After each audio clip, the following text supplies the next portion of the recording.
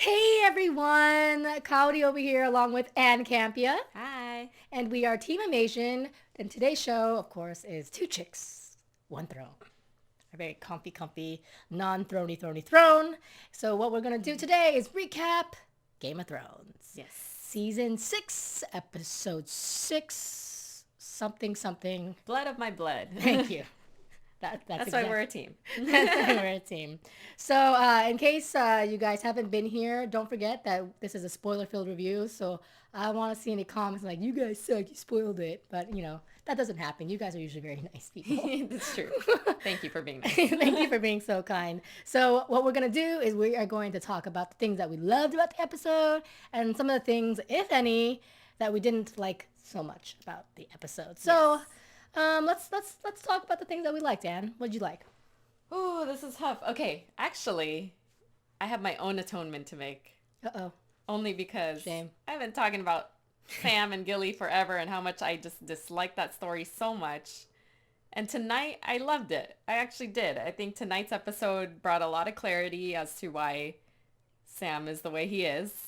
And it really it really showed the strength of their relationship, with Sam obviously getting kind of beat down by his father verbally, and Gilly standing up for him. I liked it. I really did enjoy it. And I'm interested to see now. I mean, they were in Sam's home for maybe an hour. It feels like they were barely home before we have to see them get up and go again. But the fact that Sam decided to take his father's sword with him, that was like, oh shit, like this guy is standing up for himself finally. So I was thoroughly happy with that scene. I mean, I don't know what you thought. I gotta give kudos to Sam. I think that he has found his strength, and his strength is protecting Gilly and the baby, and he's found his purpose in what he feels like is his purpose in life, and that gives him courage to stand up for himself, like what he believes in. Like Right. I think he genuinely felt like he was the weakest link in the Night's Watch, Yeah.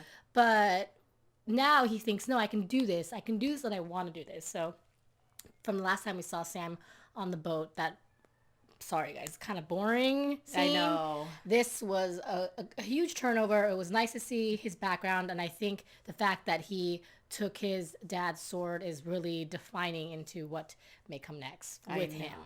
So I know. I love that Gilly painted that picture of Sam and that he's not the way his father thought he was from before. Like and he everyone was killed so a White Walker. nice. Everyone was I so know, except for nice. Dad, who, by the way, does not look like Sam, but that's okay. I give him that. But when they showed up at Sam's home, we both of us looked at each other like, why did he leave? Because it's a Yeah. beautiful home. Obviously, Yeah. he's from wealth, and there's just everything was set up for him. And then you meet his asshole dad, and you're like, oh, that's why he left. It Exactly. all comes together. Yeah. Yeah. So what else did you like about the episode? Um, Here, I need to bust this stuff. you know what? I Tell me if you thought the same, but I didn't think we would see Marjorie actually take the walk of atonement, that Cersei did. I didn't think so.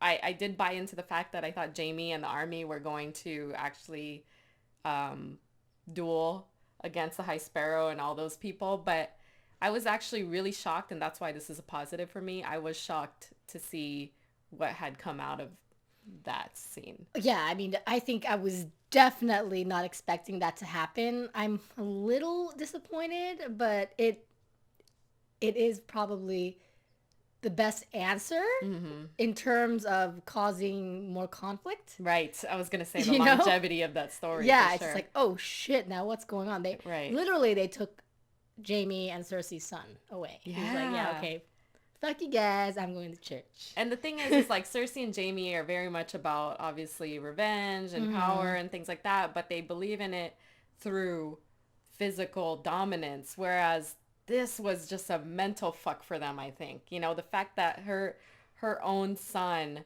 has been mentally encapsulated by the High Sparrow and his thoughts and his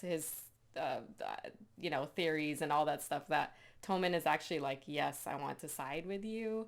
I think that hurts a little bit more. It would hurt for me as a mother to see my son, mentally be taken Yeah. by this other guy.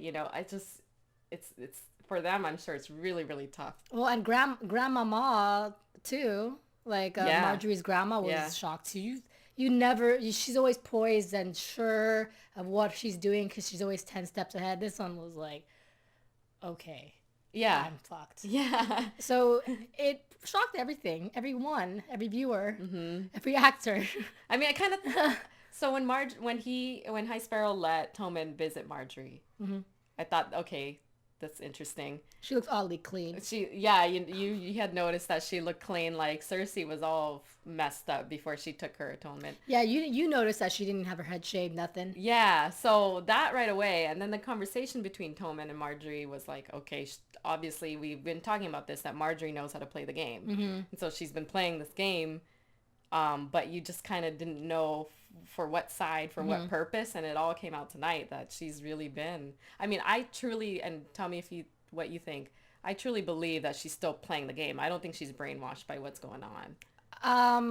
I think Tommen is not playing the game. He's just dumbass. Yes. But I think Marjorie might be playing the game. Right. Yeah. That's exactly what I think. I think she's got an end game in sight for sure. She's pretending that she has, atoned, obviously, and fessed up to being a bad person. But this extra power level that she has now gained, with the faith and the power and the throne coming together, it's like, oh shoot, now what is gonna happen? I know it's getting interesting, and now that Jaime has to go out there and take care of House Frey. Speaking of House Frey, we haven't seen them in a while. Yeah, pretty much since the Red Wedding. That guy always reminds me of Harry Potter. I'm sorry. During the previews, for a second, I thought that they might actually throw out, even though they've denied that they're going to do this, bring out Catelyn Stark as Lady Stoneheart. Oh my god! Because that would have been amazing. I don't know where they would put her and how they would do that at this point, because they've already kind of just been like, let's not deal with that. Right. But that would have been amazing. That would have been crazy. That would have been amazing. Talk about mind blown. But it's nice to see House Frey only because it adds to the fact that there's a river run and there's more players that can maybe help Jon Snow and Sansa Stark and Which is a whole other area, because Corey had to give me the 101 again, because I totally forgot. I forgot of too. all that stuff that was happening, but it's just like a whole, like you said, it's a whole nother area that we just haven't explored in seasons. Yeah, since season 3 I think was the last time we saw this side, and now we have, I forgot his name, Edor, whatever. Yeah, I think so. Tully, whatever, close enough. Yeah. I'm sure you guys will correct us. Yes. Now he's there, and now he's going home, so we're gonna explore River Run and see how Blackfish is holding upkeep, and maybe run into Sansa and Jon uniting there to go kick the Bolton's ass. Who knows? It's gonna be it's just more world. Were they just keeping Edor enslaved until this moment? I think so. They were just waiting for the right time. Yeah, probably to tell him to go home, huh? Well, I'm sure they're not like, oh, you're free to go home. Right. There's going to be a price to pay to get the Lord back over there. So we're going to end up finding 3-4 of the main storylines all coming to this point. Which is nice. Well. Yeah, I mean, I think that essentially this is season 6. And season 7, they said, is their last season. They're going to have to make the last couple episodes, whatever, 13 episodes, culminate to something extremely intense.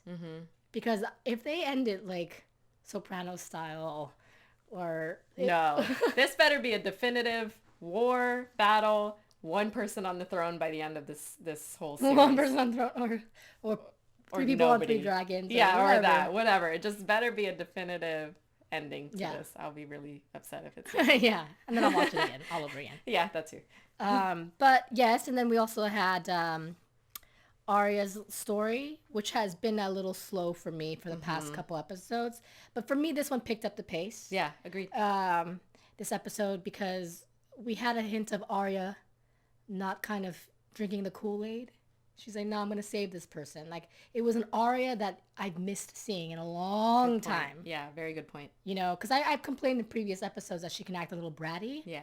But this time, you can see, and even Macy Williams, I was gonna call her Macy Stark, her eyes, like she perfected the acting. Yep. That scene where she's taught, I mean, all the scenes that she was in, she was really good at it. And she brings back Needle, and I want to see her be her again.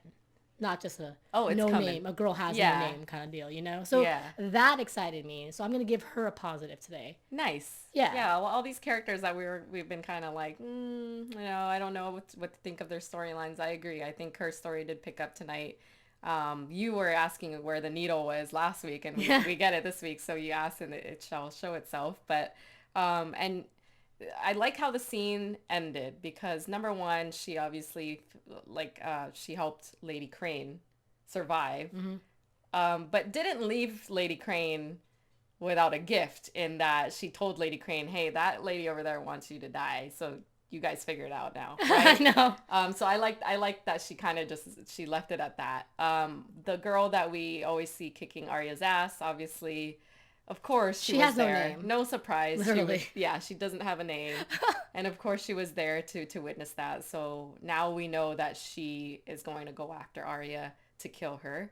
But I like how they ended the scene. Me too. Because Arya in a cave or something, clearly she knows what's going to happen next by that decision. She has Needle with her. Are we going to see the mountain show up? What is going to happen? Is she going to fight that girl on her own? There's just questions and excitement for me in her story. Yeah, it's like finally she's a step ahead again. Yeah. Because this whole season, she's been kind of a step behind or trying to catch up and trying to learn through the apprenticeship of this this whole thing. But now she's like, no, I'm going to be me. So. Yeah, or take what she learned and just take what she needs. But sorry, mountain. I didn't mean mountain. I meant hound. Oh, Hound is still alive out there somewhere. Yeah. But yeah, I'm curious. Yes. If we will actually see him back in this season, and also I really can't wait. Did the hound die? I don't know. I feel like he died, but I don't know. I feel like he because remember he got his ass whooped by Brienne. Yes. But then I think he fell. Correct me if I'm wrong, but I feel like he fell down a mountain or a hill, and we didn't see him anymore. Okay. So we didn't actually see him to his dying breath. Okay. So he could still be alive. Okay. But yeah, I can't wait for Arya to kill that girl though. Yeah. Me too. After getting your ass kicked all season long, that girl loved it too. I know. She wasn't just it wasn't like she had no emotion. She was just orgasming it totally takes satisfaction in kicking Arya's ass. And of course we got to talk about, and this is in my huge positive, anything that has to do with the Bran storyline, because we missed him so much in last season. And Bran and Amira, the big question was, how is Mira going to save him? And I just wondered the whole week since last week, how's that woman gonna save Brandon when she's physically the weakest? And I'm not saying that because you're physically the weakest you can't take down all those White Walkers, but she really can't. Let's face it. There were hundreds of them going after them. I mean, we were both speculating how far she would actually get pulling Bran in the sled, and she got pretty far actually. I was like, damn, dude, that's some CrossFit right there. Yeah. In the snowstorm, by the way. So kudos to her for making it as far as she did. But yes, I also have that in my positives as well. This whole season, every time he's in there, I guess even just watching his flashbacks, you're like, oh yes, are they going to show us something new? Which they didn't, in terms of, we better know what happens up there in the tower by the end of the season, because I'm going to die. I think I talk about every week. I'm like, what's in the tower? What's in the tower? We didn't see that. But we got Benjen Stark returning. Yes, which you called. That was awesome. I was like, oh my God, it's going to be Benjen. We haven't seen him since season 1. And that's what I love about Game of Thrones, because there's so many players and they've reinstated, quote unquote, so many new old people that you haven't seen in a long time. We have Benjen Stark back, and now we find out he's on the other side of the wall, and he's there to help his nephew. And then we had Blackfish, and then it's so this episode was filled with all those characters that are coming back into play, and I'm just like, it's really exciting. It is exciting, but also as a Game of Thrones fan, it's like so hard to keep It track of all the is. characters. I feel like I need all the character names I'm like, and who where is they Ned are Stark up on my again? wall. Yeah, exactly.